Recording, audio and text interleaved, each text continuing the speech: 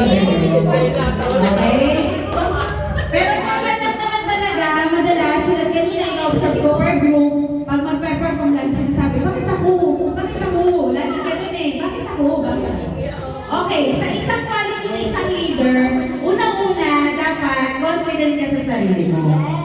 Okay? Yun ang unang-una. Hindi ka po pwede maging leader kung ikaw mismo sa sarili mo, may doubt ka sa sarili mo na hindi mo kaya. Okay?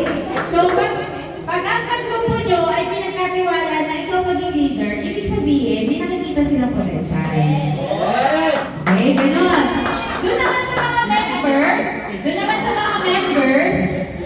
mga hindi napili, hindi naman porket hindi kayo napili, hindi na kayo pwede maging leader in future.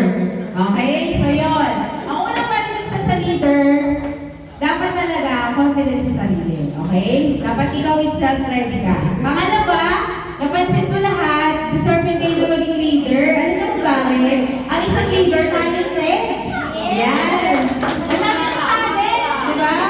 Biruin nyo naman sa mga maiksing time kanina, nakagawa kayo ng cheer ninyo, ng inyong name sa kanyang logo. Okay? So, bibihira yung mga ganon, yung mga iba, hindi talaga. So, as a leader, dapat talented ka talaga. Talented ka. Minsan may mga qualities tayo na minsan, hindi pa natin nag-discover. Ay, girl, hindi naman ako marunong kumantay. Hindi naman ako marunong sumayaw. Hindi naman ako marunong mag-drawing. Yan, yun yung madalas sa mga, ng mga youth. Pero, later on, mag-discover mo din kung ano talaga yung talent mo. Diba? Meron akong kakilala na wala siyang talent, di siya marunong magdala, di siya marunong. Pero ang galing niya magsalita, ang galing niya makipag-usap, talent din yun na, magpatawa, talent din yun. Totoo naman, di ba? So, hindi naman lahat kaya yun ng mga tao. So, as a leader, dapat confident mo sa sarili mo, and then, alam mo at sa sarili mo na may talent ka, na pwede mo rin i-share, syempre, sa iba. Okay ba yun? Okay, so, ngayon, next for our next activity. Ayan, pwede kayo dun sa apat na pinagawa ko sa grupo. Ngayon, per group ulit tayo. Okay lang ba? Okay, dito lang din naman sa area.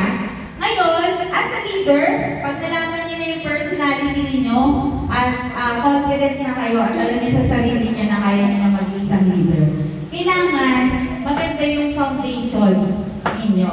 So, ano yun, Ate Lori? Ano yung foundation?